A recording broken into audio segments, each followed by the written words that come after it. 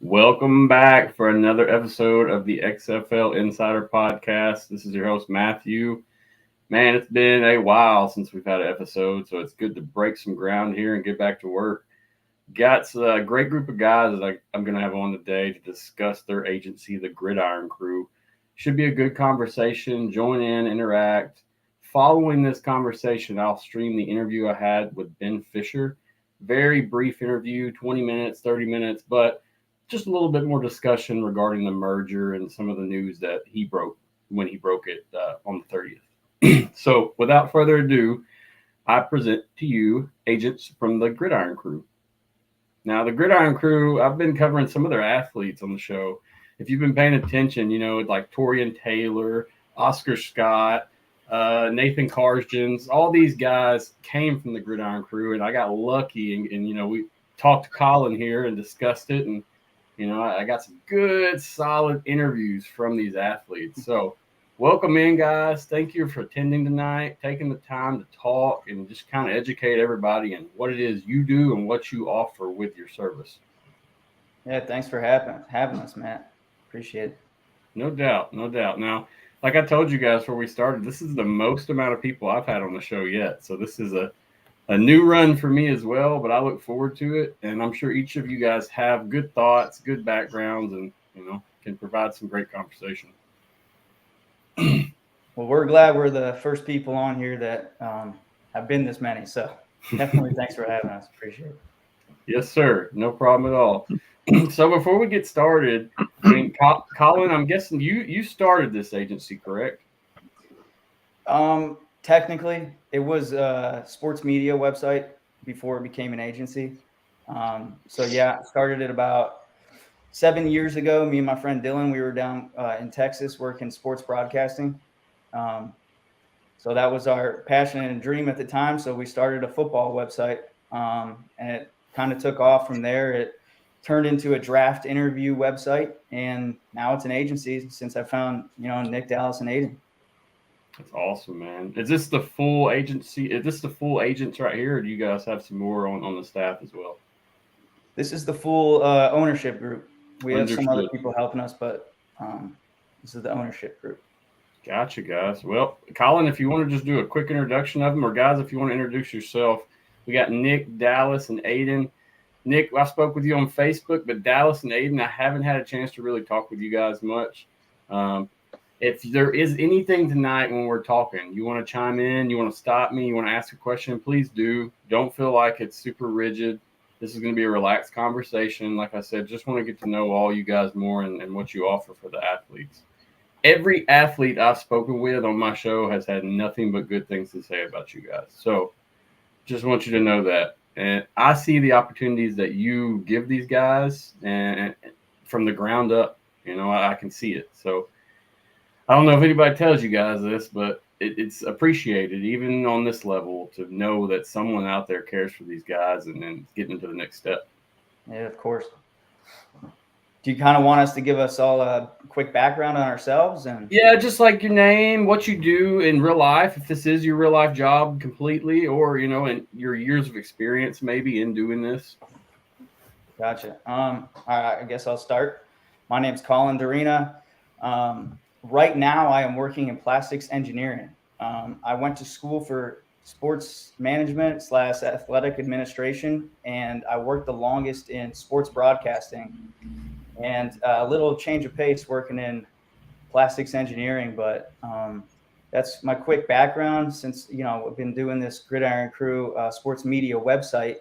Technically, still has some sports media to it as we transition, but that's my quick background. And Cool. Thanks. Nick, go ahead, take it from there if you don't mind, man. Yeah, I suppose. My name's Nick Ernst. I'm the team and player liaison for the Gridiron Crew. I'm the one that basically makes first contact with all the teams. And then after Colin does an interview with a lot of the prospects, I reach out to them and kind of just get a feel on what their goals are. And that's what I do for the Gridiron Crew. And I completely wish it was my full-time job, but nope, we do this kind of on the side after work, on the weekends, whenever we have free time, whenever we can get our wives or girlfriends to not kill us from doing too much football-related material. Never. In college, I worked for the University of South Dakota as a statistician. I worked in the sports information department. And then I've been a high school football coach and a high school math teacher for the last 12 years. And I love what I do. Awesome. Aidan, Dallas, whoever wants to take it, you got the floor. Yeah. So I've been friends with Colin for about 15 years. We go way back. Both of us back in 2009, 2010, we worked with the United Football League. Colin was over there in Orlando working with the Tuskers, and I was in Omaha working with the Nighthawks. Colin's got much better stories than I do, though. But we both kind of grew up. I think a lot of us grew up here fans of non-mainstream football leagues. A lot of us grew up going to those indoor football league teams, watching the AFL on NBC in the early 2000s, watching the early XFL. A lot of us have been, Nick, Colin, and myself. Sorry to put you out there, Aidan. I wasn't a great athlete, Aidan, but the three of the four of us, we were college athletes.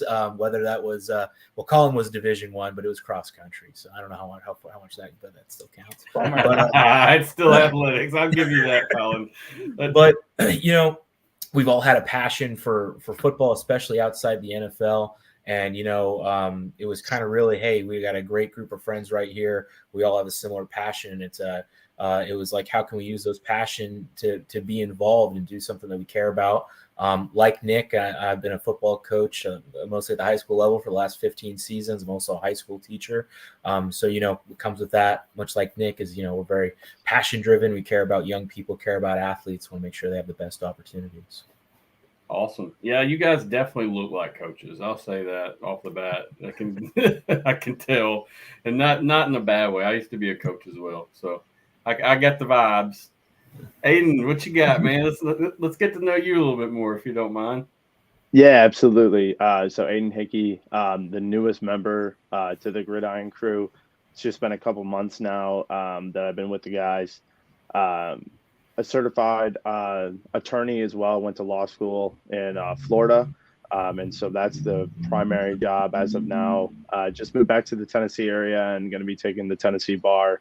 And then obviously doing all the football stuff on the side. Just became NFLPA certified agent this past summer. And so my goal is to handle all the NFLPA stuff along with the other guys for this upcoming draft class. Well, you guys have a wide range variety of background and skills. So I'll say that. I mean, it's pretty cool just seeing how you guys click and work together. I see the stuff that you guys put out, whether it be social media or just, just getting the podcast going for your player interviews or whatever. So it's really good to see that you guys work the way you do with the different backgrounds. And the biggest thing is you're all in different locations, correct? That is correct. We're in 4 different locations, and I think it works well because everyone's kind of has their own specialties. So it's not like we're all doing pretty much everything, but certain people are better at certain things. So it's definitely worked out well for us, and we all get along. So that doesn't happen too often with coworkers. So when you're doing what you love, I find it's a lot easier to get along with those you're working with. You're sitting there slaving over something you hate. It's a little different to make buddies, but You know, when you guys are you got the same goals, the same like-mindedness when it comes to the athletes, you could see how those goals can come together and be something really, really good. Yeah, so I guess, well, first off, one of these times you're going to have Dallas and I back on here, and we could talk to you for hours and hours and hours about our experiences at the United Football League back in the day. That's that awesome. was my first job right out of college. I went to Niagara University up in Niagara Falls, New York, and I moved down to Florida, not really knowing anything. And man, that was, I mean, it was a cool experience, but I got some horror stories for sure. I don't doubt it. It was fun. So what year was this? 2010. I graduated, stayed at home for the summer, then moved down there in the end of 2010. So I think that was their second or third season. Second, it would have been their second season. Yeah. Interesting backgrounds, guys, and I appreciate you taking the time to tell us, because people will be wondering. And it is what it is in terms of like the crew you got's awesome. Like, keep it up, guys. Seriously, I don't know you. This is the first time I've met any of you personally and talked to you, but I've dealt with your organization now, you know, scheduling these shows and such for 2 or 3 months, and always great. Even your athletes are represented great. They represent themselves great. You know, you don't have to do much when you have such stellar athletes with motivations inside of football and out. So keep up the good work, fellas. Yeah, we're definitely thankful for you having them on, telling their story. That really helps, you know, get them out to coaches and all that kind of other stuff that when people watch these things. So appreciate you getting them on here and wanting to have them on. So. Yeah, man, I like giving them a platform. I like getting to know people more, figuring out, you know, if they come from the dirt and mud or if they're, you know, just normal people. Either way, it's good to actually understand an individual and what makes them tick.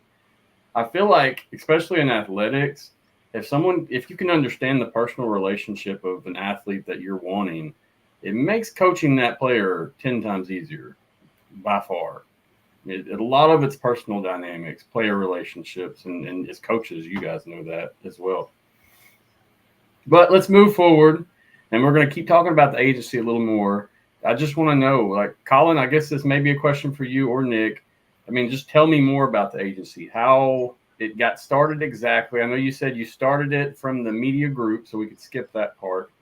But what was the reason that you really wanted to start this and start offering this service to athletes? Yeah, I could start this one, and then one of the guys can take over. Cool. The main reason we started, well, I know you said skip the media part, but I gotta. Yeah, go. You're fine, man. Go ahead. I'm gonna tell that quick story to get to where we are. So, growing up in Youngstown, Ohio, I don't have a FBS team. My grandpa and my uncle are in the Hall of Fame for YSU football. Mount Union is right down the road, so I grew up watching them. And my dad played football at Ferris State. So I am a huge small school guy, and then running cross country at Niagara University. We're a mid-major, so I'm always rooting for the underdog. So when we started this website, the media part, we started talking to all these small school kids to give them the platform to move on to the next level. So a few years ago, you know, it's tiresome doing those interviews, and we kind of wanted to get more out of this, and to help people more directly rather than having, you know, just hoping that an interview someone will see on you know, the internet. So a couple of years ago, Oscar Scott, who you talked with, he put trust in me a few years back to help him find a job, and that kind of escalated to us communicating with Nick and Dallas, getting them on board. They had the same, you know, passions to help these kids out. And then Dallas living in, I'm sure he'll tell you later, but him living in Canada, he has a huge fandom of the CFL. So he ended up getting his CFL certification. And then we wanted to move to the next level. And we kind of put feelers out there, and we started talking with Aidan, and we had great conversations. So we decided to all partner together And that's where we are today. And I'll let someone else talk to you more about the actual agency side of things, but that's a quick background of how we got here. Understood. Who's got it? Who wants it? I'll go ahead and take the first stab, I guess. Sounds good. So typically the way this works, Colin reaches out to about 500, 600, 700 seniors. Every single year he sends out interviews, he promotes them, he does what he needs to do. And then I reach out to a select few of them just to see. I kind of go after the offensive lineman, the defensive lineman. Every single day I wake up, I have 4 or 5 text messages from coaches all across the country looking for offensive linemen, looking for defensive linemen. I mean, 6'5", 6'6", 300-pound men don't grow on trees. So they're just the easiest kind of guys to find jobs for. So that's kind of like where I put my focus. And I'll reach out to some of these guys that Colin interviews, see where their goals are, and then I kind of pass them on to Dallas and I pass them on to Aidan. We kind of do a nice little interview process in that way, and we want to make sure these guys, their goals line up to us. Like Colin said, we root for the underdog. We want the grinders. We are all grinders. None of us do this full time. We're all part-time guys, so we want those grinders. Those guys that are 100% NFL bust, when we'll work for them, we'll do everything we can possibly for them, but we want to know that at the end of the day, they love football just like we do. They're high-character kids, as you see when you bring them on your show. That's just the kind of kids we want. So that's typically kind of the process that we go to. And I'm going to go ahead and hand it off to Dallas, and he'll tell you a little bit more about it. Yeah, we all had kind of different dreams. I mean, initially when we came together, so I kind of mentioned I've known Colin for over a decade now. Nick became a friend of mine a couple of years back, or a year and a half ago. A coach in high school football. He's a great resource for me to learn more about being a better defensive coach. And I think, as we wanted to help Colin out, it was kind of like, well, what can we do with this? What can this gravitate towards? And I think one of the things we really wanted to explore in order to help players is we wanted to be a scouting agency. I think that was kind of initially our goal. And we realized just, I guess, the best way to advocate for kids, there were so many young men who wanted to play and they just had no direction at all. The best way to go about it was to adopt the title of an agency. And so like Nick had mentioned, it's really grown into something. I remember we were sitting here a few months back, just 6 months ago, and we had some pretty modest goals. It was, how are we going to get guys into the IFL? The IFL coaches don't even want to play, don't even want to talk to us. And now we're signing dozens of guys into that league, and now we have an NFL partner. So it's been a pretty cool journey. We're growing with our networks internationally in the European leagues and in Mexico, getting a lot of players sign contracts down there. As fun as it is trying to see this, your own business grow, I think we've all just really enjoyed it. And we're so looking forward to the non-mainstream football season. We're so looking forward to seeing these guys get back on the field and get an opportunity to shine and show what they can do. We're just really excited for them. It's awesome that you guys feel that way. And even like you said, with the characteristics of your athletes, from all the guys I've interviewed, I can definitely tell that you have done that vetting. You have done your job there and making sure that they're solid men, solid athletes, and just have good character. So bravo, because it sounds easier said than done, I know. So it is a little difficult. So in terms of the whole picture, you guys just represent football, with exception to Nathan, because he went to slam ball. Yeah, we just do football. Okay. Just wanted to make sure before I kept talking. So how many athletes do you say are under your wing right now that you represent?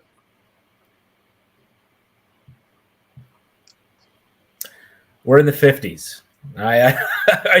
We should have an exact number, but I think we got to go. I see you've been adding more every day though, so I see that, it's evident. And I got the website pulled up right here.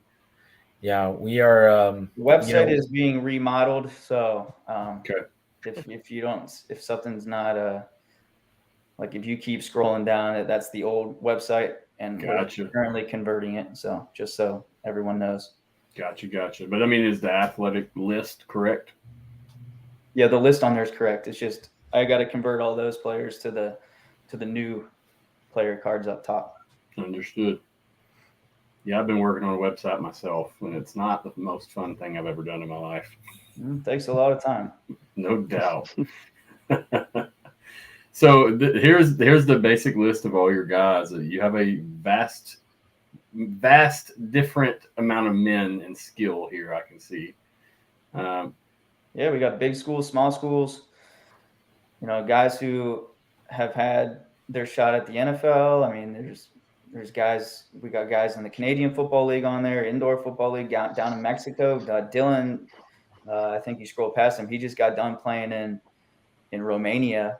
If you go up, he just got back from there. We got a couple guys down in Mexico right now, doing a OTA session with them. They flew him down there for 2 weeks to do OTAs, and training camp doesn't start till February. So that's like they're trying to be like, the NFL of Mexico doing that kind of stuff. So it's pretty cool. Is that the AIF? Is that correct? That's the LFA.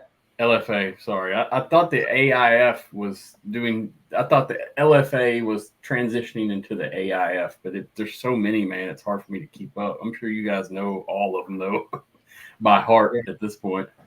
I mean, there's seriously pro football leagues. I want to say pro because with the quotes, because, anything that's you get a contract for, even if it's $200, is still considered professional football. There's leagues in almost every single country that you can think of. That's a lot. And most people do not know that. People you can go pretty much anywhere in Europe. There's technically 2 leagues that'll be in Mexico, Canada, obviously. There's 4 indoor leagues now in the States, plus the XFL/USFL, whatever that's going to be. The Canadian Football League, there's the ELF in Europe, and then there's leagues in every single country you can think of over there. Italy, Austria, Germany, Finland, Sweden, Switzerland, Spain, Portugal, Romania. I mean, the list goes on and on. So it's kind of a neat thing for, these kids just need awareness of what's out there for them. Because like you said, I mean, I could go tell someone down the street that we just had a guy playing Romania, and they're like, wait, what? What's he playing football? I said he's playing football. Like soccer? No, like American football. No, get out of here. No, he's not. I mean, so it is really cool how many opportunities and leagues there are for these players out there. So I'm going to ask you that question when we go forward a little bit. I'm just curious about how many probably that you could name offhand, and you kind of just did it, so it's all good. But I'll try to best myself later on. Sounds good. In terms of notable athletes, do you guys have anybody you're really paying attention to this next year? Anybody that's really going to shine? I hope all of our guys do. I like that answer. That's a good answer. Yeah, I don't want to say specifically anyone with leaving people out, but I understand. I'll let these guys talk about this aspect of it. Yeah, I'll go ahead and take this one first. So I guess I'm kind of the main lead guy in the IFL, and with the IFL starting here at the end of February. I love the work we did on the offense and defensive line this first year.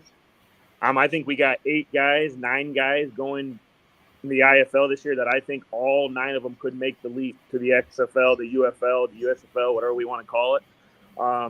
I do want to go ahead and mention some of their names because I wrote them down. But we got Dante Keys from Colorado State. We got Henry Mitchell, Desmond Thomas. Got Dante Bivens for Tulsa. Tariq Bateman, he's an interesting guy. He was with the Edmonton Eskimos. He came and joined us. He went right down for the Barnstormers last year. Joined them. 3 days later, he was the starting offensive guard tackle for the Barnstormers and started the last 10 games for him. I love his upside. I think he has great upside. I think he can definitely jump up to the XFL level. We got Marshall Poppinghusen, Shiron Rogers, got a couple stud defensive linemen. I mean, I absolutely love the work we've done in the trenches this first year. Those guys, man, those guys are hard to find, and I thought we did a hell of a job finding those guys. And then not to mention, we've probably signed 10 defensive backs, a running back, a couple quarterbacks. I mean, I think we've done a great job at moving ourselves into the IFL, and I think the IFL teams now all come looking for us. And I think when we started this thing, like Dallas said earlier, we couldn't get the IFL to talk to us. We were text messaging them, emailing them. We just couldn't get them to talk to us. And now all of a sudden, I think they found out how loyal we are, how big of grinders we are, how hard we work, and now all of a sudden they're finding us, and that just kind of makes the job pretty fun. I would probably say 3 or 4 nights a week, I probably talk to 3 or 4 different IFL coaches on the phone, and sometimes it's about clients, sometimes it's just about football, and then sometimes it's about life. And I mean, I absolutely love that. And honestly, that's probably my favorite part of my job. But those are the guys in the IFL that I'm particularly looking forward towards. But I mean, if anyone else wants to go ahead and add anyone else, I'll go ahead and let them talk next. I'm excited to see Toro Taylor. I think the world of him. The guy had, I think, if you look at his last year in college, I think he only had 2 games where he had over 17 carries or something like that. I can't remember the number, but he only had 2 games where he had a good number of carries, and in both those games he went over 200 yards. So I think Toro is a really underrated guy. I'm excited to get him on the field and see what he can do. He's going to have a great coach out there in Vegas and Mike Davis. Sure. I'm personally biased towards some guys. I'm a Husker fan. We got pretty much the linebacker core for the Nebraska football team in 2002. But Chris Kolorevic, great guy up with the Hamilton Ticats. Iteva Maga Clemens, also going to be down in Vegas, one of my favorite guys, one of my favorite human beings in our group. And we have a defensive lineman, and I don't know if you guys can help me with pronouncing his last name. Just the nicest guy in the world out of Northwest Missouri State, but just a great guy. He's gonna dominate in the IFL. Just a great young man. So I'm just excited. When you get to know these guys and know their story and just know their passion, I think it's so hard. I could go through the whole list of guys that we have and just I could talk about all of them for a good chunk of time and just how excited we are for them. I understand that. You have to be excited when you're investing your life into this, guys. I don't see any other way around it. And even me, I'm sitting here just watching them get signed or picked up, or they go from being nothing to having something. And it's exciting even for me sitting here on the way, way outside of it. So it's a good opportunity you provide. And hopefully I'll get to talk to some more of those star athletes that you guys told me. I know I talked to Toro on the last interview I had with one of your crew, and that was a great interview. I hope to see him in action. I planned on going to Vegas March 30th, but XFL is kicking up March 30th, so we'll see how things shift out. So you got a lot of athletes, and I heard you say you had a lot of offensive linemen as well.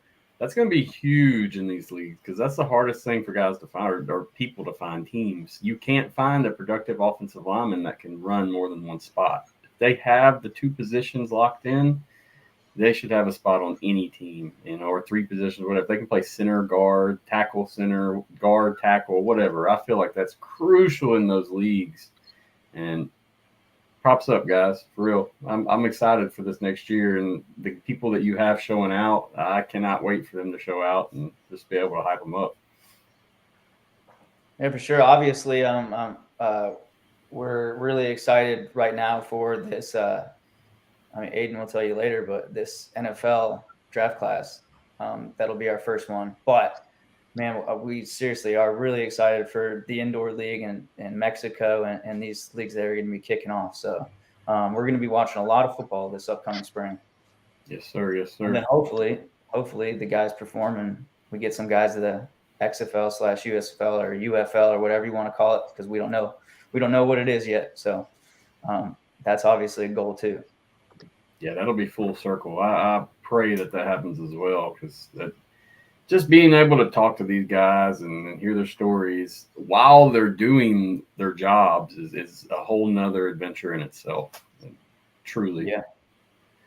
So in terms of like representing the guys or the athletes, what's some goals that you guys have to represent them adequately? Like what do you value in your representation, in your agency? What's something that stands out? Let the certified agents take this one. I can take first whack at this one. One thing that I think is – oh, no, you're all good. One thing that I think is big for us as an agency, with us 4 guys, is just that one-on-one attention, being able to make sure that these guys are getting the opportunities that they deserve. we're really going to focus on communication, being able to be a trustworthy agency, and just being there for those guys, when maybe the opportunity isn't there, being for them then. And then when the opportunity is there, helping them capitalize on it. And so those three things I think are huge when talking to players, communication, trust. And so I know that's some of the things that we're definitely focused on, for all of our guys currently, and then all the guys in the future as well. Understood. That is a fantastic answer. You can definitely tell that you're the attorney here. Not in a bad way, though. Not in a bad way. Not at Very all. well spoken. Got to have a little bit of laugh, guys.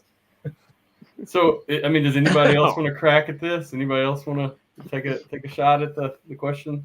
I would say I think when people think of follow it. agents, I think when people think of agents, I think they're always thinking of contract negotiations and trying to get the most money. And that's definitely something that we want to do. We want to make sure these guys have the best opportunities. But a lot of it's just education. It's not necessarily negotiating a contract, which we certainly do. But I mean, a lot of it comes with the experience of knowing how much you can negotiate for, what kind of incentives you can get. Sometimes, with the IFL, it's as simple as like, well, what are the living expenses in this market versus this one? What are some opportunities to get work outside of playing? What are some other incentives or bonuses that you can earn? If you're signed to this contract, what can that lead to? So really a lot of it's just navigating guys and educating guys, getting them into a network, letting them know, unfortunately, which tryouts are legitimate, which ones you should avoid and save your money. So a lot of it's just trying to protect guys, make sure they have the best opportunities, and that they're not being taken advantage of. That's probably really big in the smaller leagues because you hear some horror stories about, tryouts and leagues folding after taking cash and doing these different things. So coming in as a new guy, I'm sure having someone to have your back is crucial, especially when you don't understand what's going on with each league in terms of money, contracts, playing time, whatever. It really that's needed to be an athlete. And so, especially today, I mean, I see like I said 100 times, I've seen what you guys provide to the athletes, and I could tell it's not just hey, we're representing you. Here's a contract. Go on. I can definitely tell it's a mentorship almost more than just a representation of a contract or a skill. Yeah, relationships are huge in our business. If you're not able to form those, then you might as well not do it. You got to be able to continue that relationship throughout, the contract, before the contract, and then even after the contract, because word of mouth goes a long way. No doubt. So this time next year, I mean, you guys are hoping for some big things, right? I mean, this thing should keep expanding. We sure hope so. I mean, this we're really focusing right now on this upcoming draft class because obviously the Mexico leagues and indoor leagues are pretty much full now. So we're kind of putting our recruiting efforts towards the NFL draft class, which would be our first one. So we're really excited, and obviously Aidan's probably the most excited out of all of us. But so.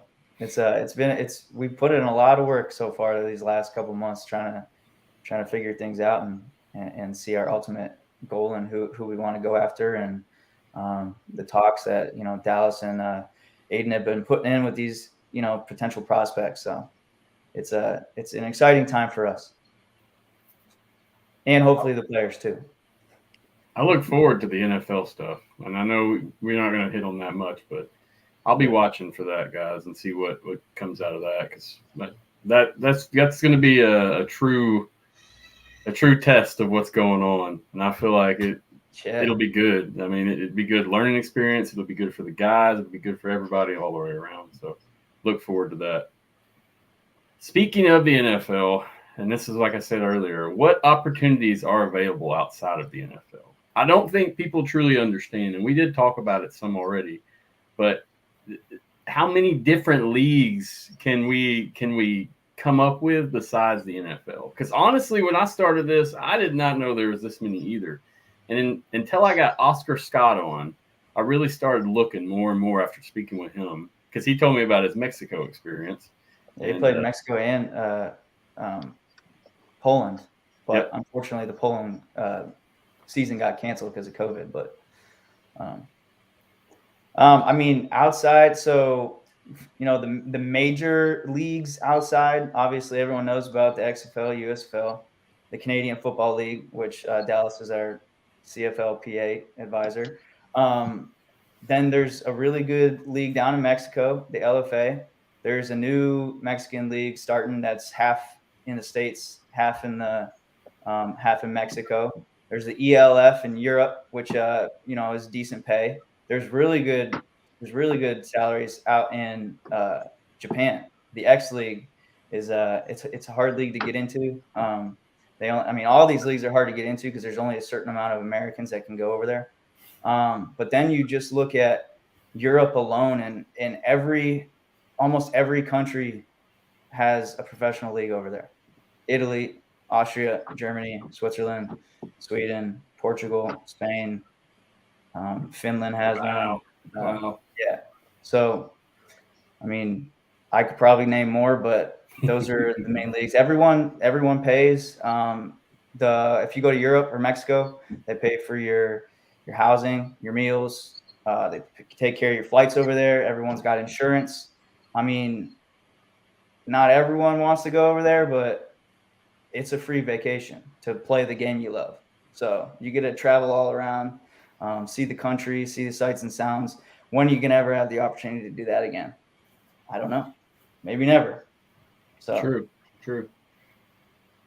Yeah, most people have to take off work for that. If you can go work and do the thing at the same time, that's awesome. I'd take it as well. Yeah, then there's a bunch of indoor leagues here in the States.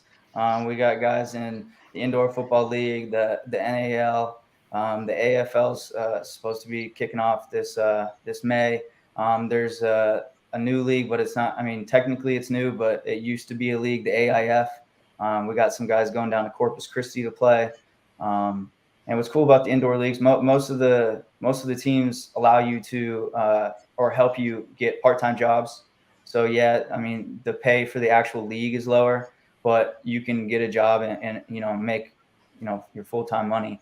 And they obviously provide housing, food, the travel to and from the games, stuff like that. So there's a lot of opportunities out there. I'll just put it that way. Not everyone wants to take them. Some people, are, NFL or bust kind of people for, obvious reasons. Some people want to go get a job and stuff like that. Other people want to keep playing the game they love. So everyone's different, but there's a lot of opportunities out there. Understood. Now, in terms of most of these leagues, like an IFL, an example, would you say most of these athletes are having to have a second job, or can they survive off of that income alone? They can, because housing's provided, meals are provided, gym memberships are provided. And, it's so interesting talking with all the IFL coaches. So many of them, I'm really impressed with the quality of coaches in the IFL. And not just from their resume, but just how much they truly care about players as well and want to propel them to the next level. But it is interesting talking to them. So many of them have plans in place to provide them with job opportunities, where it's an official job fair, working with sponsors, things of that nature to help out the players find some side income. But also the reality is, having talked to most teams and players, is they just want to focus on football. So, you have to, it's professional football. It's 5-6 days a week.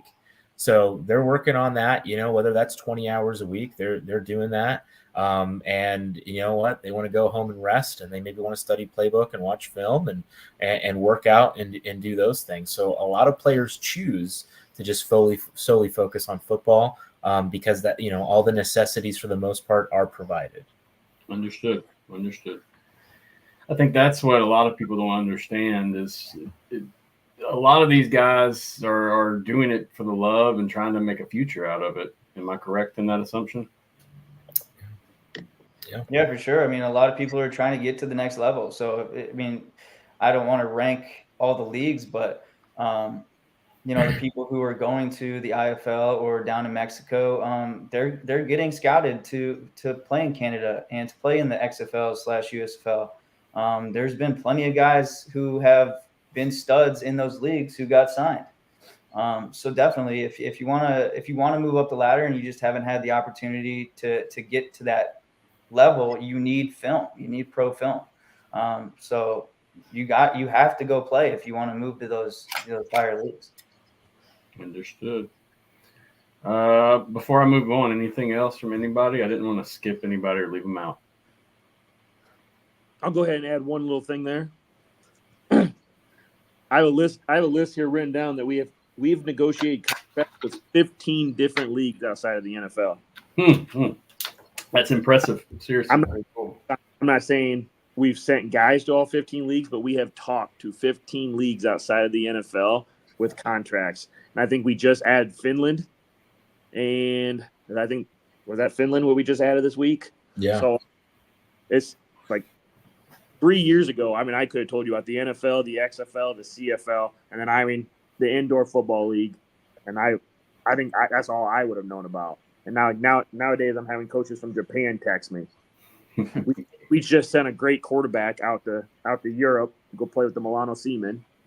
Okay, so they're playing in the ELF. They're making good money over there. It's just there's good quality football all over the place, and these guys just have to get film.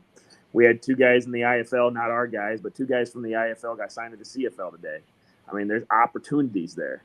So I don't know. Football's to be played all across the world. Oh yes, agreed. And I'm looking for your guys to be signed. When I get on Twitter, I'm like, okay, what's happening now? Because I had a couple athletes I interviewed that did get signed to the CFL. So congrats to them. But, I feel like there's going to be a lot more of this occurring as we go, no doubt.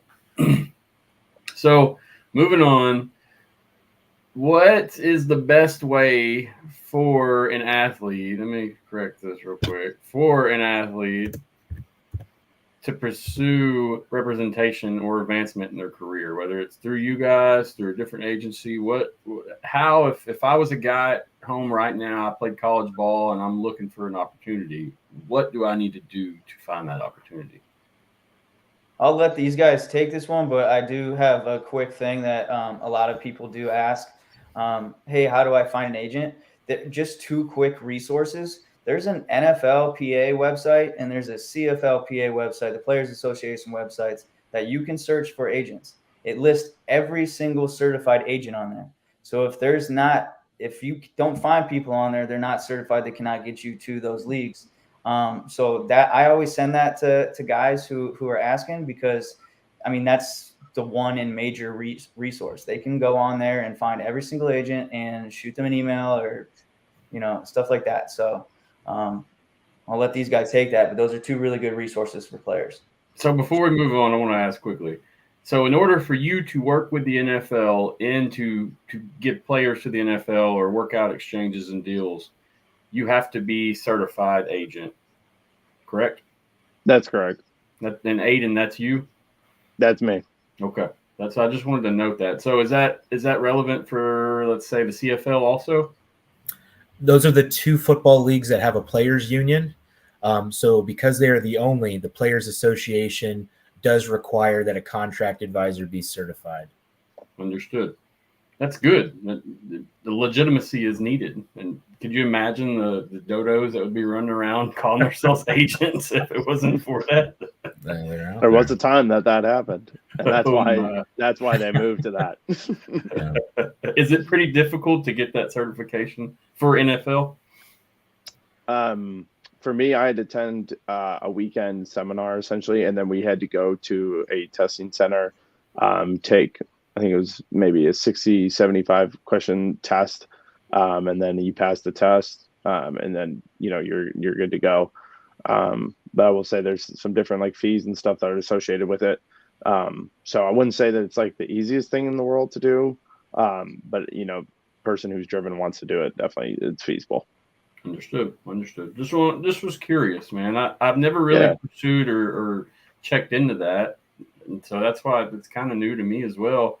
I didn't know that. I didn't know you had to have the certification. So you guys are going to be doing some big stuff here soon. I'm telling you, from talking to you, because even when I first hooked up with you guys months ago, I did not see you in the positions you guys were in now. I knew that you were an agency, and I knew you were up and coming, and I thought you mainly worked with IFL athletes. But as it's gone and as it's developed and turned into something completely different or better, I mean, it's awesome, guys. I'm excited for you.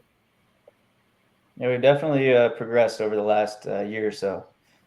We moved to the Canadian League, and now with Aidan, we have a shot at the end to getting guys to the NFL. So, been a lot of hard work, a lot of spare hours. When I say a lot, I mean a lot. I don't doubt it. Let's answer this question real quick, and then we'll get back to the same topic. Were there any prerequisites before you can attempt to be certified? Do you have to have some kind of background education or anything?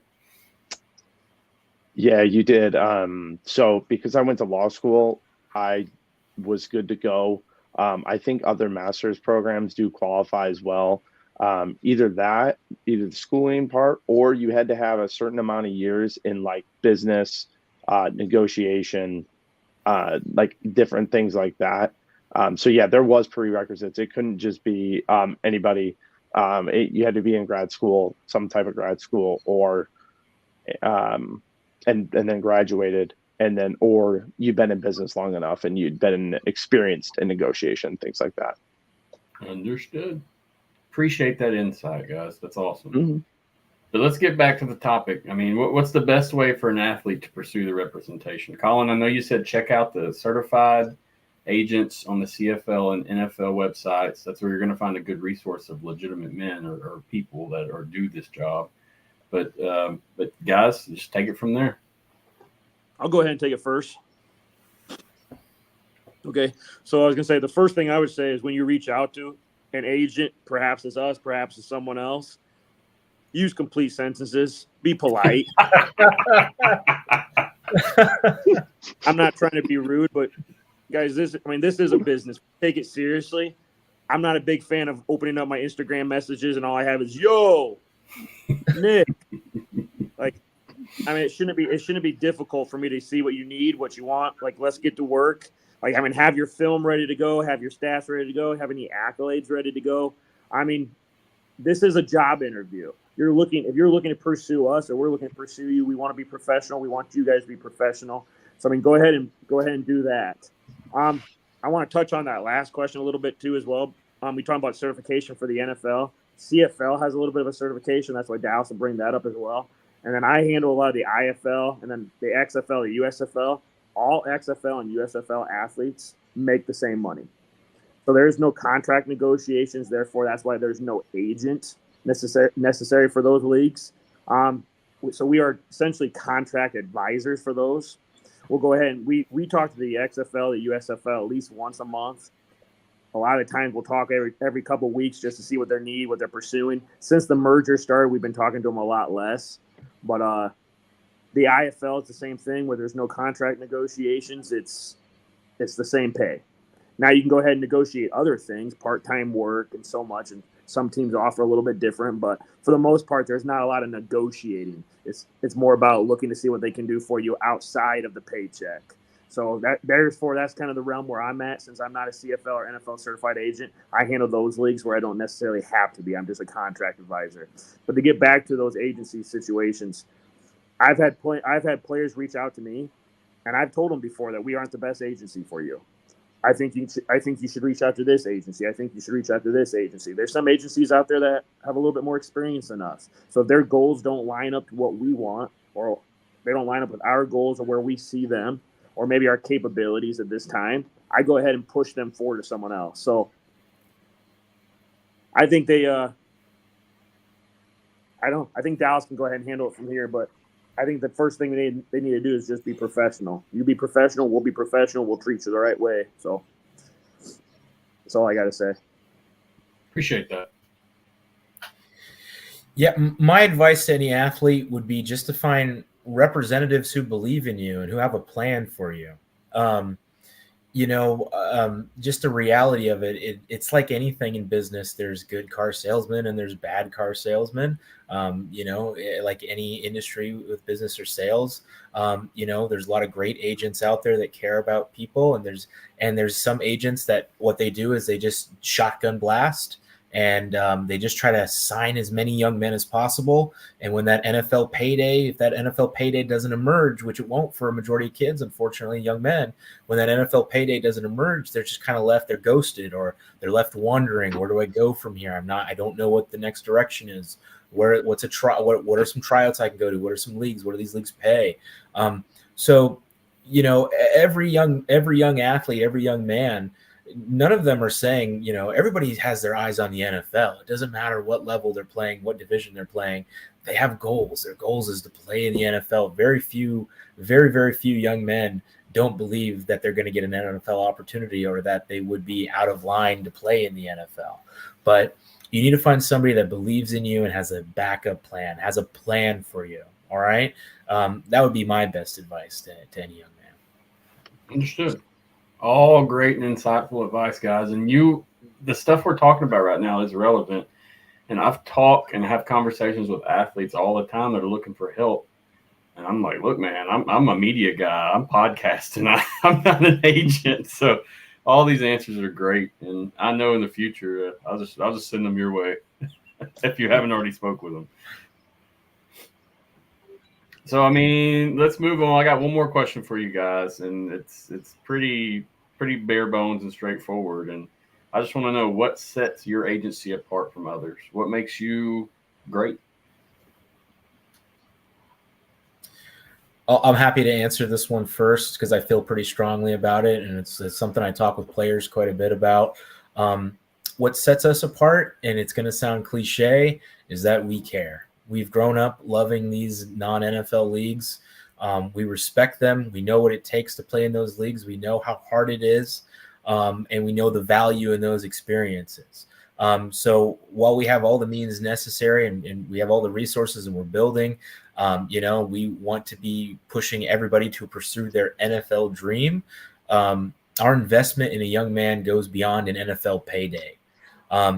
Sometimes that means, we're going to have young people who are, like Colin had mentioned earlier, they're going to go to Europe and they're going to make a few bucks in their pocket, but really they're playing for a vacation and they're playing for an experience, and they're keeping their dream alive.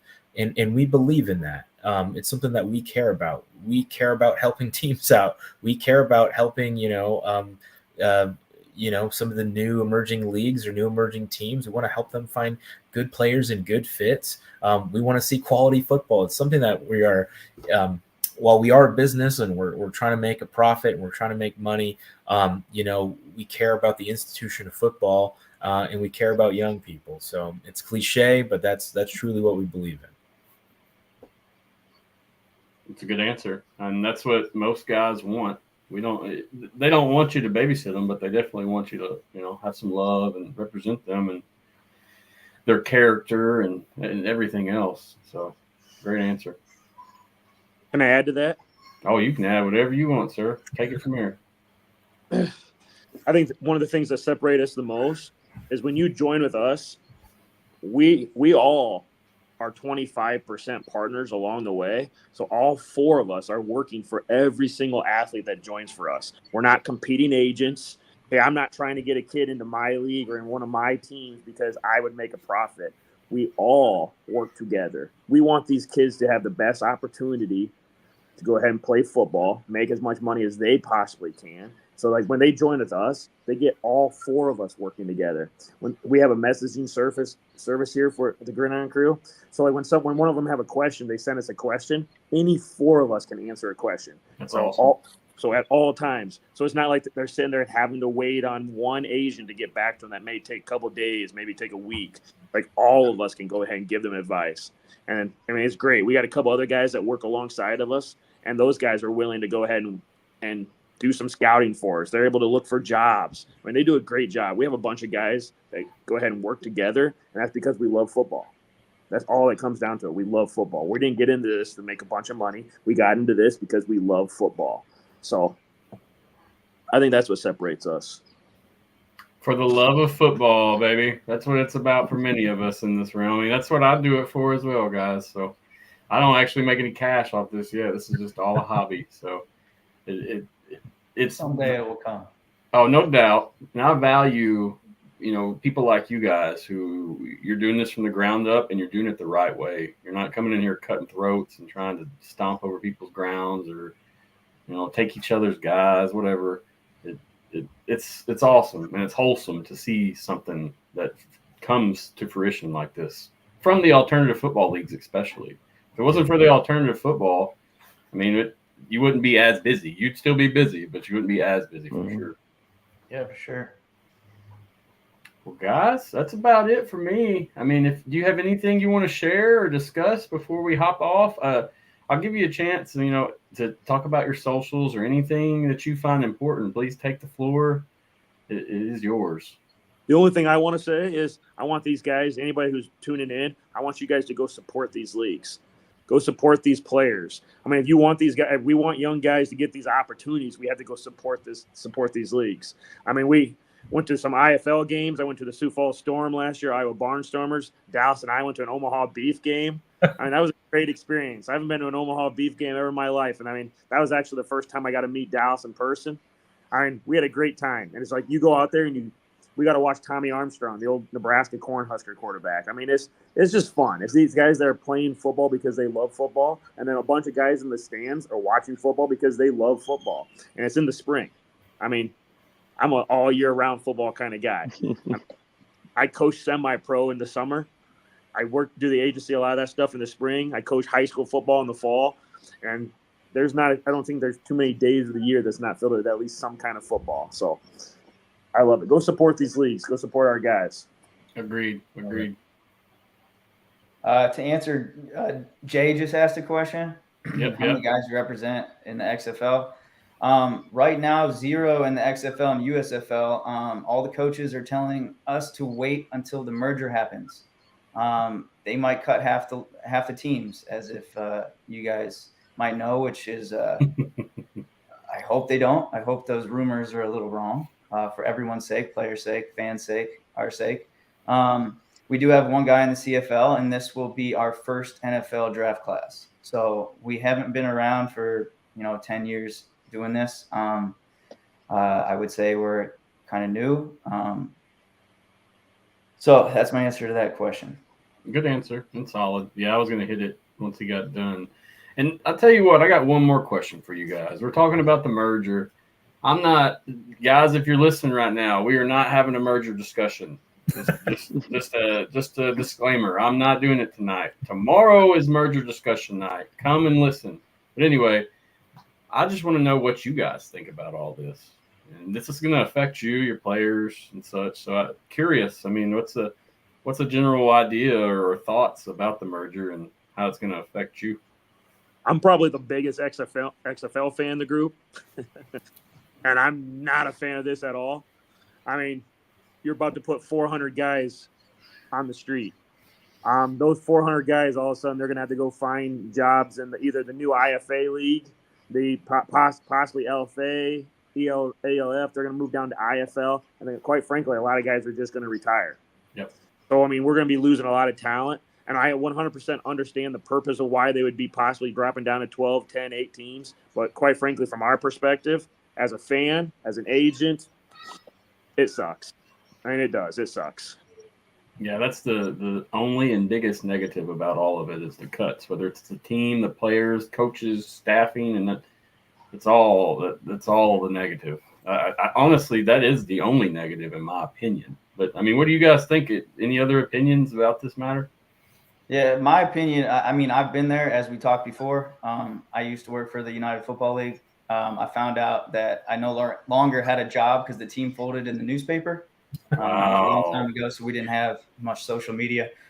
So I've been there. It stinks. I mean, if they do indeed cut half the teams with a merger, I feel bad for all the staff.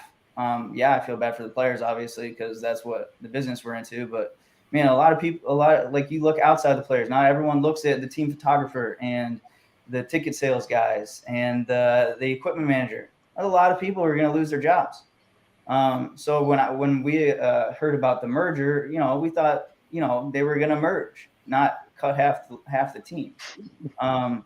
But I mean, I get it. If it's going to be around for a long time, that's another story. If it's going to be around for longer rather than both leagues folding, then that's good. But it just stinks that a lot of people are going to end up losing their jobs if those rumors are true. We don't know if they're true yet, or unless I don't know that they're true yet. No one I don't know knows. if anyone does, but No. yeah. So that aspect kind of stinks. And as a fan who lives in Youngstown, Ohio right now, I'm going to be definitely genuinely upset that I can't go to the games in Canton anymore. Understood. Hopefully they'll keep something there, but like you said, no one knows. We got so many different things coming in and flying around. Yeah, I've heard everything around the sun. So. Yep, me as well, and that's why I kind of quit discussing it and the speculation. It's the reality that teams will be cut. There's no way around that. We just don't know who. That's just the reality, whether it's USFL or XFL. And talking with Ben Fischer, I spoke with him this afternoon before I got on with you guys. And I mean, he's expecting more than 50% layoffs or firings or cuttings. He's expecting it's going to be high because you got to think 50% of the players if 8 teams go, and then you got all the staff and such on top of that. Mm-hmm. So from his discussion, he's thinking it's going to be a pretty big event in that note. Hopefully it's not, but all we can do is wait and see. Yeah, let's hope the original rumors are true with at least 10 or 12 teams and not 8. So, but here's the hoping. I don't own it, so there's nothing we can do about it. They listen, and that's all we can do is just talk. And so that's kind of what I've done. And they do listen to this show. I don't know who, I don't know when, but I've known that we have had different topics, questions, concerns answered following day of a show drop, and that's for a fact. So. The case, and let's keep Houston Roughnecks and get rid of the gamblers. No comment, but I'm down for the Roughnecks, no doubt. That's hilarious. Yeah, but in conclusion, I just want to say about this topic.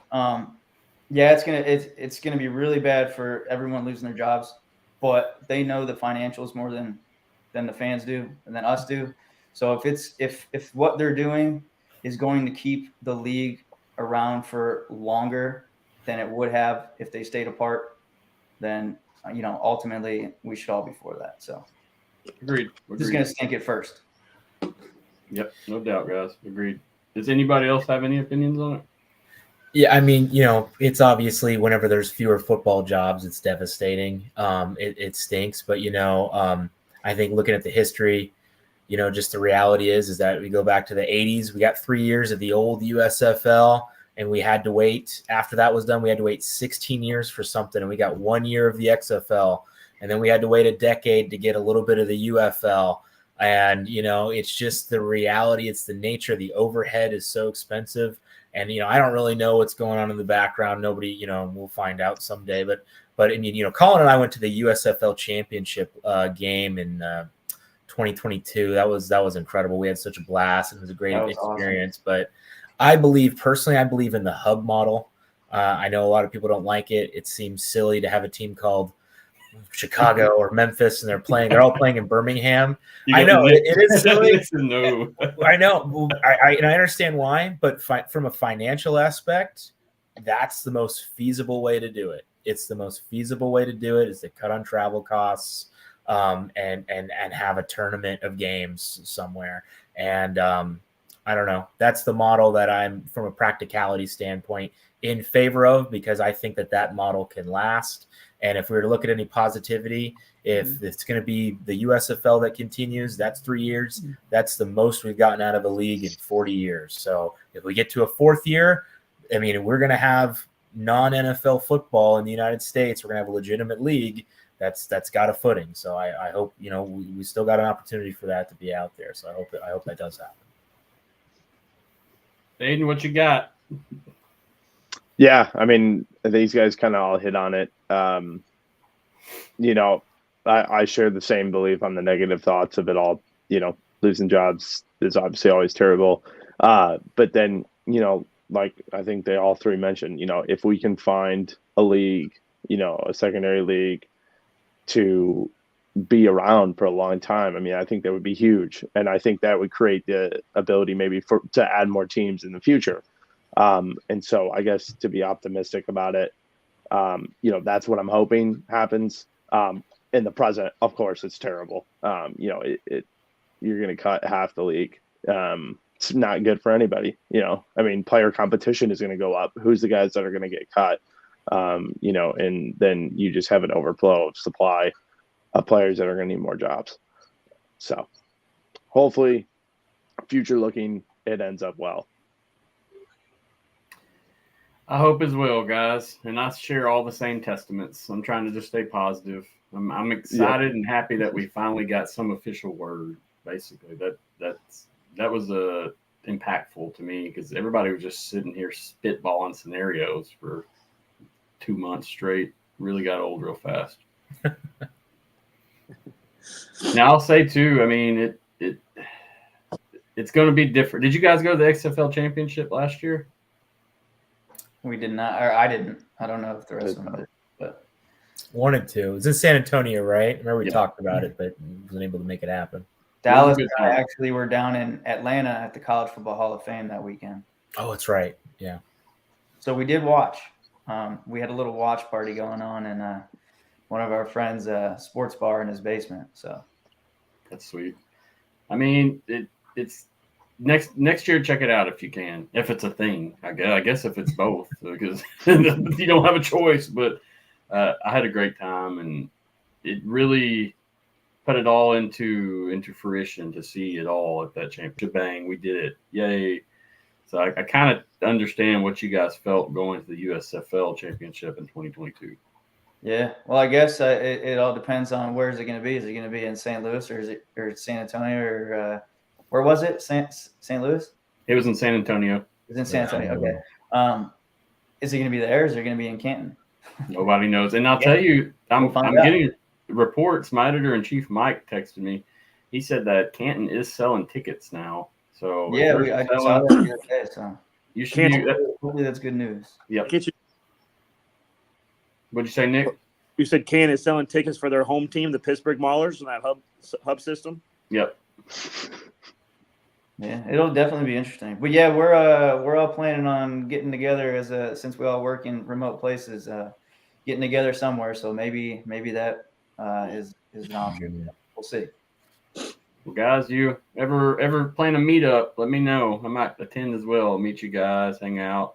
I'm going to be going around this year and trying to do as much as I can that's feasible. So we'll see what happens. Yeah, for sure. If we're all at a game, we'll let you know. Sounds good. I appreciate you all coming on again. We spent about an hour and 13 minutes together. It's not easy getting everyone coordinated together and doing this, especially you guys came with 4 strong. So props again to you. I appreciate it again. I look forward to interviewing more of your athletes, seeing where they go, developed, and seeing where you guys go, seeing where you take this thing, because it seems like you have a good springboard and you're about to take off. Yeah. Well, we hope you're right too. So positive, baby, positive. Yeah. And thank you, Matthew. Really appreciate you having us on again. It's super cool that you're doing this. So we appreciate you.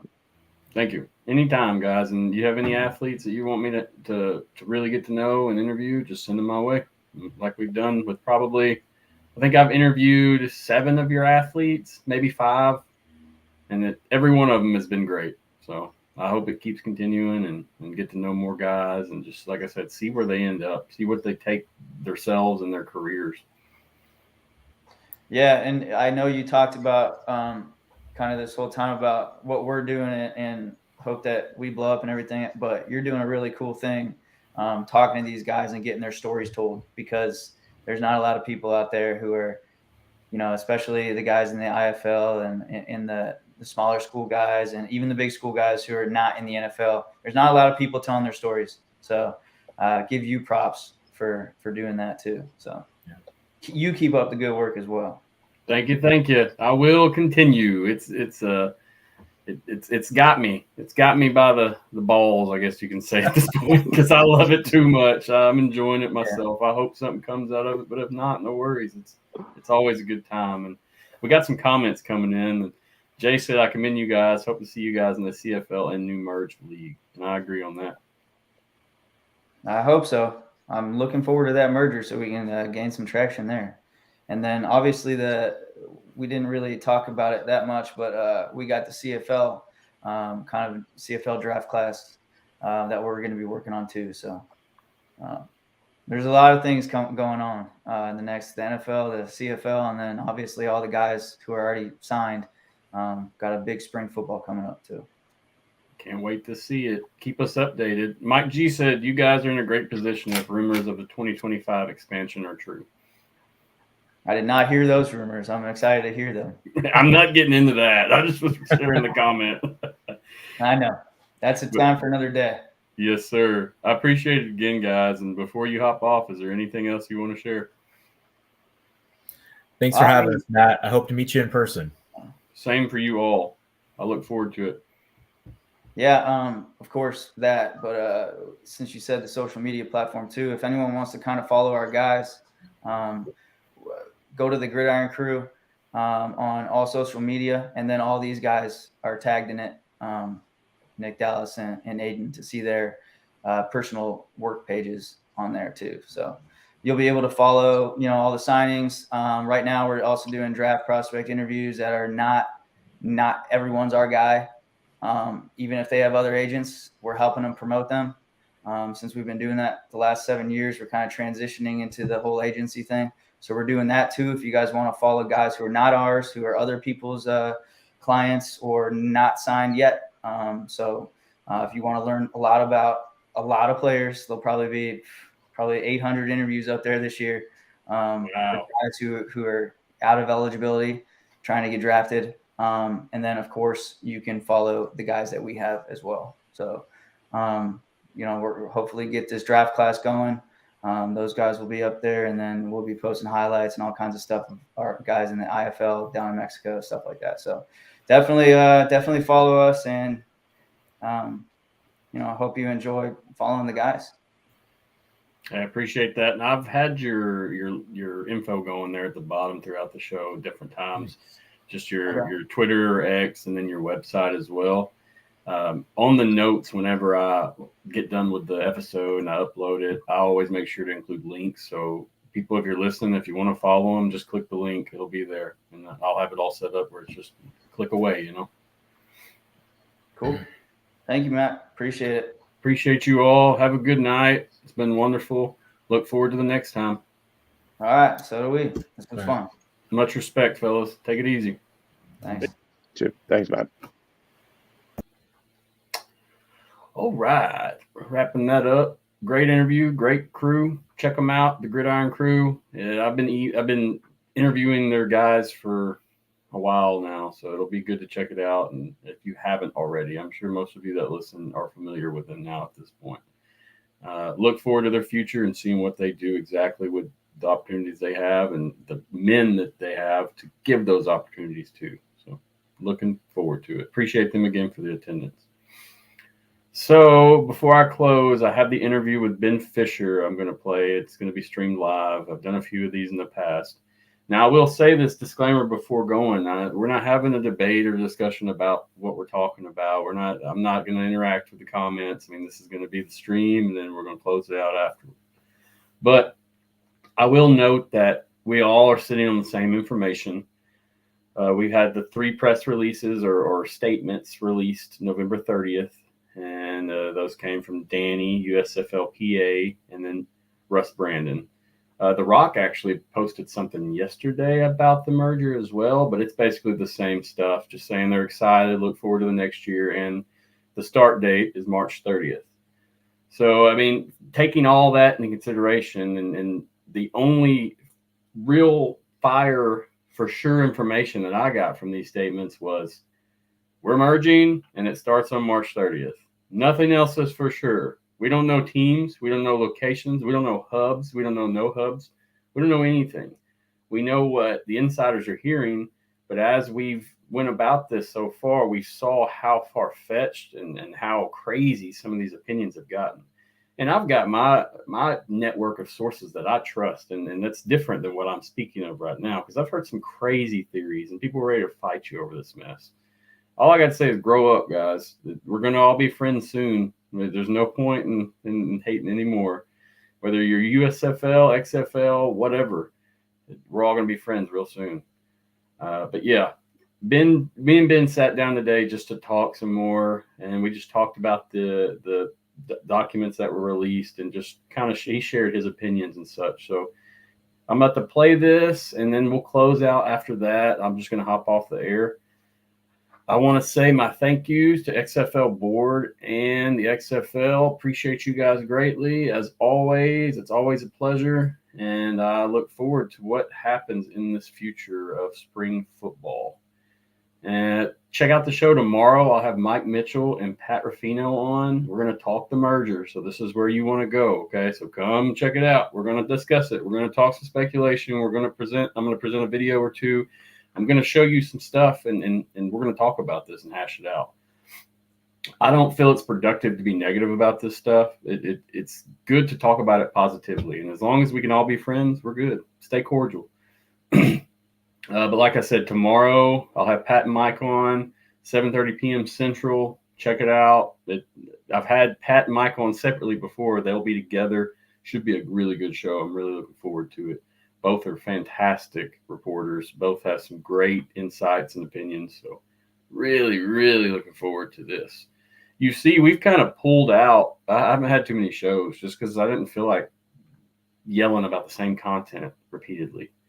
So with this, just check back. We should have a couple more shows this month. I'm going to try to do some more interviews, get some more stuff out, and just keep busy. I just don't want to engage in false information and speculatory stuff every time I get on the air. Thinking about missing. Big developments are underway, and I'm almost done, like this close. So just be patient, please. I'm trying to shoot for the end of the week, but I've got some big expansion stuff that I look forward to presenting to everyone. And we've got plans for the future of this thing, and hopefully everything goes like it should. But I tell you, it's been a lot of work, and a lot more work than I thought. So just keeping that in mind. But anyway, I appreciate you guys. Like, share, follow, comment. Please just let me know if you have feedback, anything. I love it. This is what we do. This is what we're going to keep doing. As always, much respect to the agents that came on tonight. I appreciate you guys and the athletes that we talked to. It's always a good time, and I enjoy it, and hope for some more. But without further ado, here's the interview with Ben Fischer.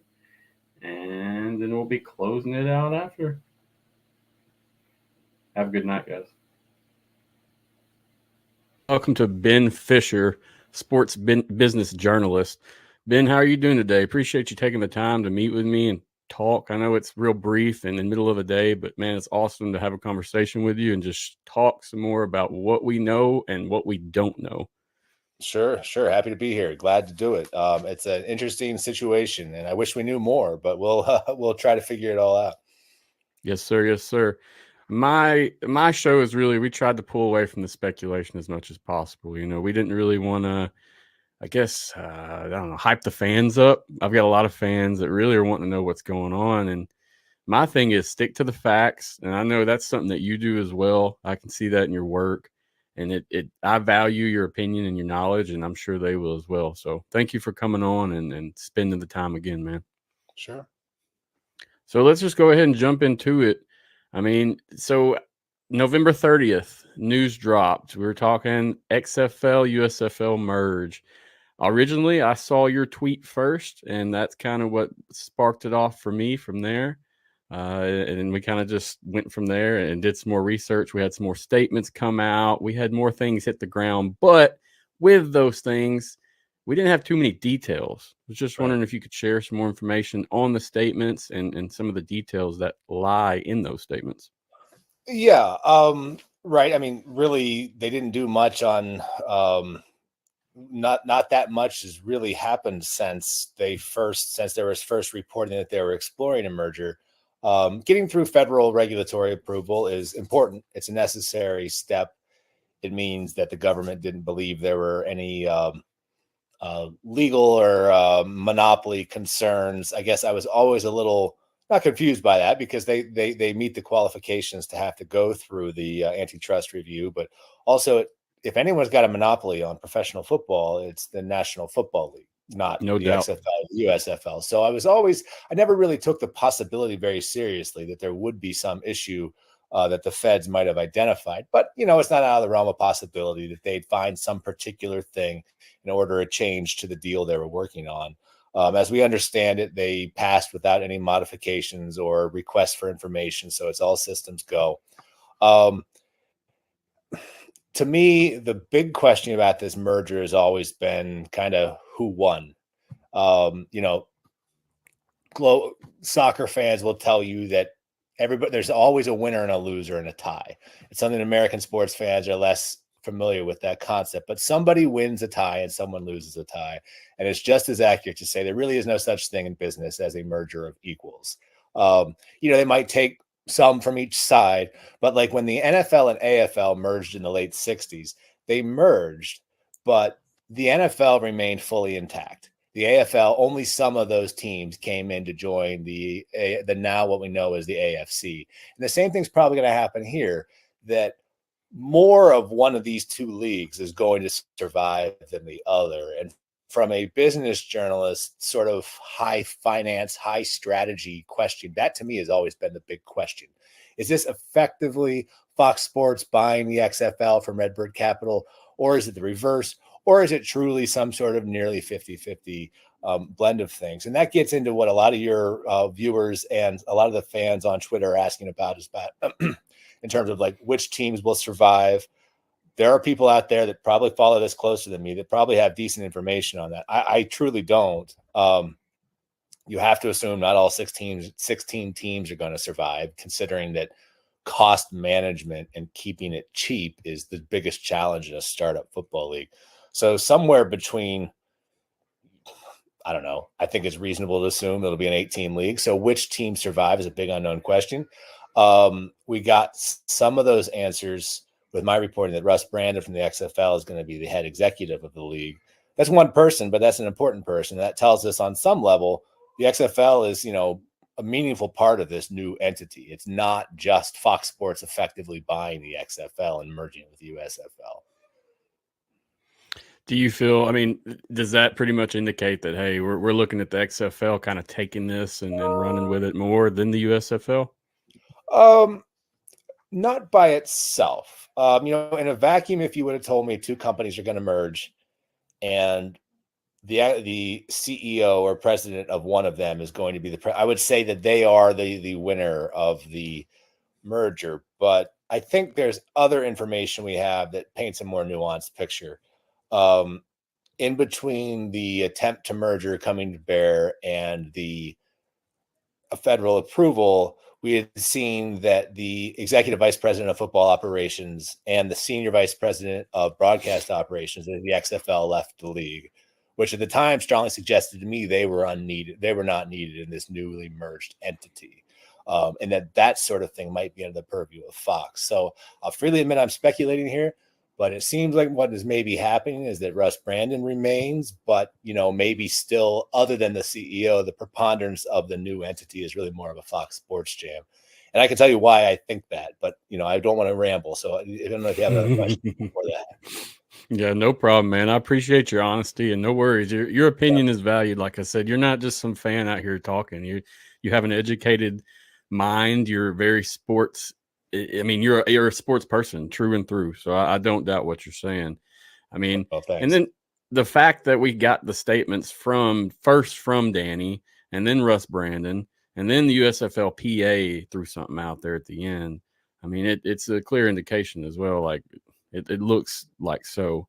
Honestly, I try not to hit on that because you have your USFL guys and their XFL guys, and they don't mix. And you tell one, well, Russ Brandon's going to run the league, and the other one's going to hate, or vice versa, So it's just a back and forth. So fans at home, you hear this, don't panic. This doesn't mean an XFL takeover true and through, but it just means we're going to have a lot of XFL leadership.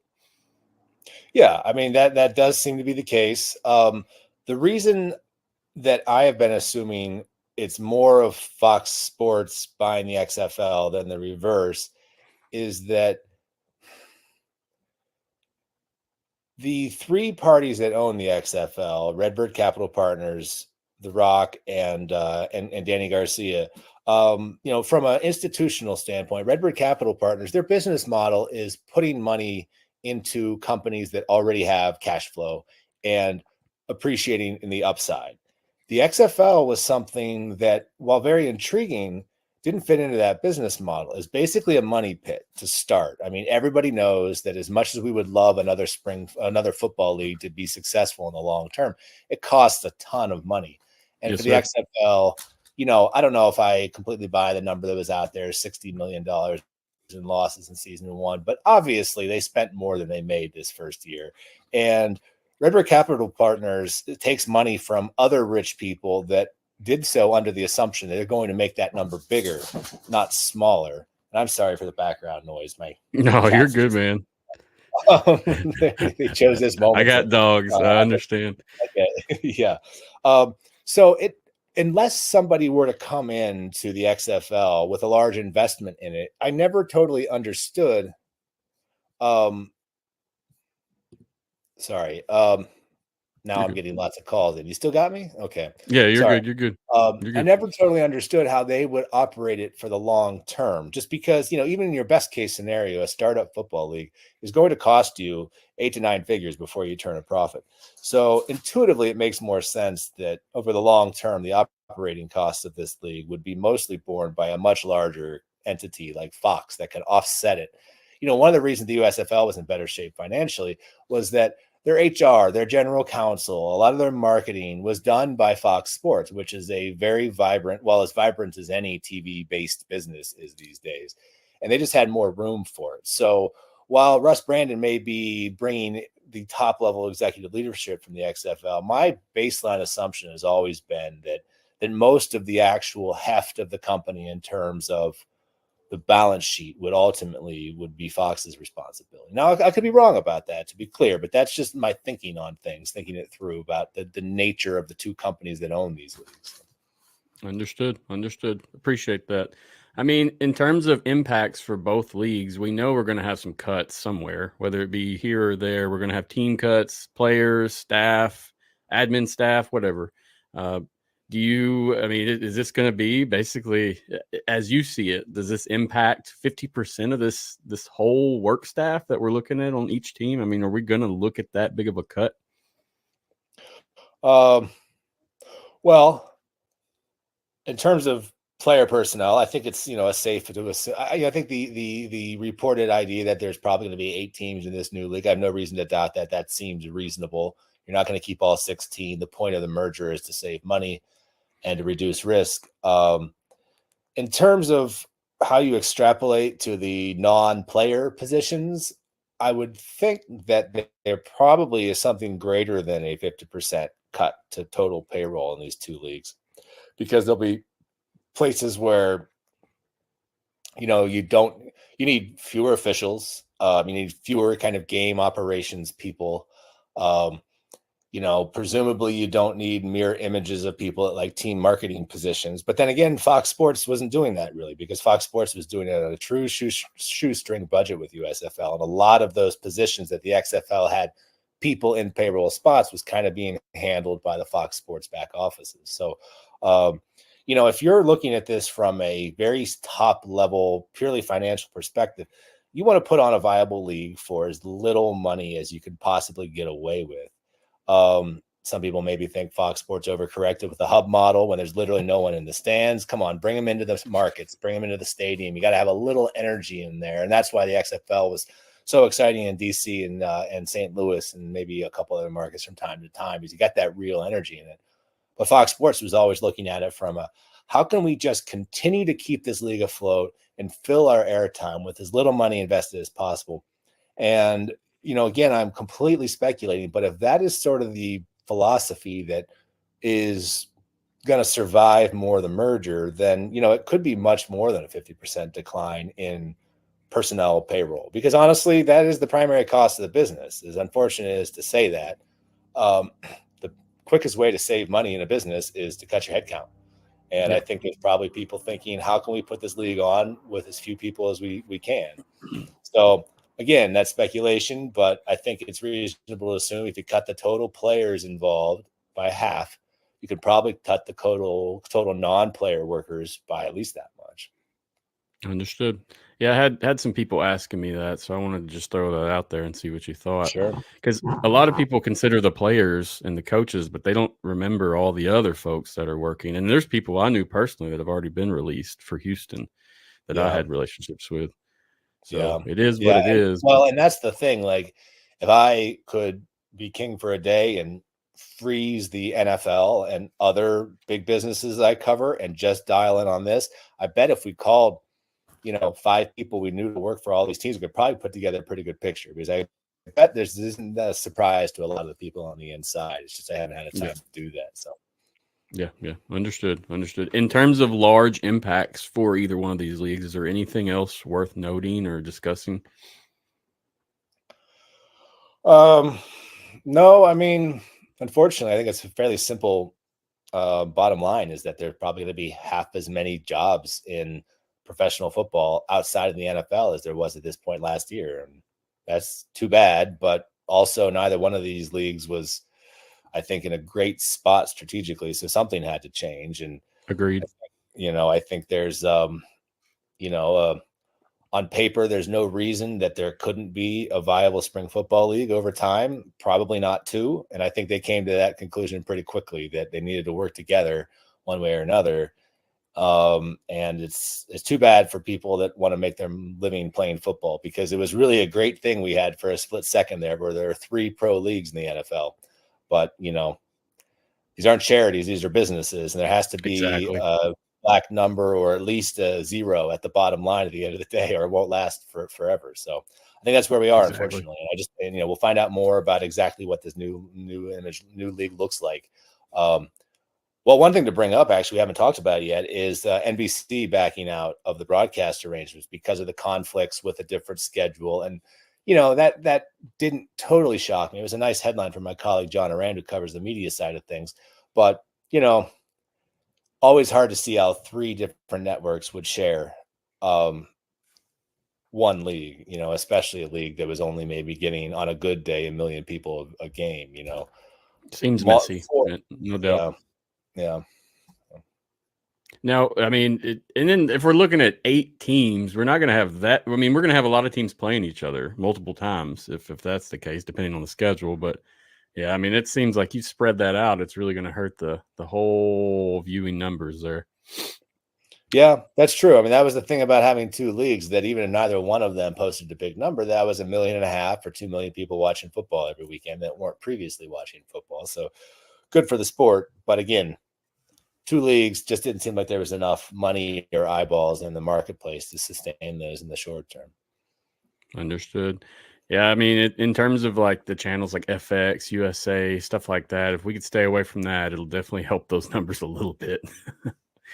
Well, that's the big challenge, right? Is to get the broadcasters enthusiastic about it. Simply putting them on the broadcast networks is half the battle. And, we'll see. I think that was sort of a moving target there on how enthusiastic the broadcasts were about it. And that's another argument in favor of my theory that this is going to end up being more of a Fox Sports thing than an XFL thing, is that they don't need to negotiate with somebody for media access. They just put it on wherever they think it's best. So Understood. I mean, coming in, I really didn't want to have a long session with you, so I only have one more question to ask. Sure. And I, like I said, I appreciate you coming, spending the time. But what's your general opinion right now regarding these developments, the merger? I mean, how are you feeling as a professional of many, many years? How does this look in your landscape? I think we get bogged down in details a little bit because they are super interesting. Every headline adds to everyone's understanding of things. But if you would have told me 5 years ago that 2 separate leagues were going to start up to try to take this spring football space, I would have said that, well, either both of them are going to fail or they're going to merge fairly quickly, just because it's really expensive. And a lot of smart people and a lot of dedicated people have tried this before, and it always falls down on it just costs too much money to get to break even. Vince McMahon talked about putting $500 million into that. Clearly, he didn't come close to that before he's like, I'm out. And XFL was looking for external investment capital that would have given them more runway as an independent entity, unless they, didn't announce something or kept it very secret. That never came to be. And, Fox Sports says that the USFL was profitable, but, it's profitable when they were like really going bare bones, trying not to spend money on anything. And so, none of this surprises me, I guess is my point, just because tackle 11-on-11 football is uniquely expensive to operate. As much as we love it, the major college conferences and the NFL have this position where they put on a product where it's very different. You call it a barrier to entry in business school, and football has these extraordinary barriers to entry. So I follow it as a football fan. I kind of root for them, but it is completely expected to me that they ran into financial problems and figured that we need, if there's any chance of this working, it's with one league, everybody pulling together at the same time. So, it's been interesting to watch, but none of this necessarily surprises me. I thought maybe they'd go one more year working independently, but I always thought they'd kind of end up in either one's going out of business or they're going to try to work together. Yeah, no doubt. Looking at the history, that's what happens. They're going to have to evolve to survive. And even if you're not talking about just money, I mean, talking about the fan numbers, you're splitting that viewership down the middle. I mean, we should see a good increase this next year, even with a merge of cutting teams. There should still be a mass number of spring football fans watching these games. But like you said previous, I would love to see some people in the seats and actually attending, regardless if it's USFL or XFL. Right. Totally. I think that makes all the difference in the world. Those DC or St. Louis games, you turn it on, you hear that crowd noise, and it feels like football. There were some great games the USFL had, but, it's a 3-point game. One team's got a 1st and 10 at the 35, and it's silent in the stadium. You're like, what? We put up with this during the pandemic, but we are over this now, So many feel that same testament. Exactly. That and the fake noise was worse than anything, I think, certain degrees. Right. I think we all understood when you literally were not legally allowed to have fans in the stadium, but it just doesn't work outside of that context. So. Yep. Yeah.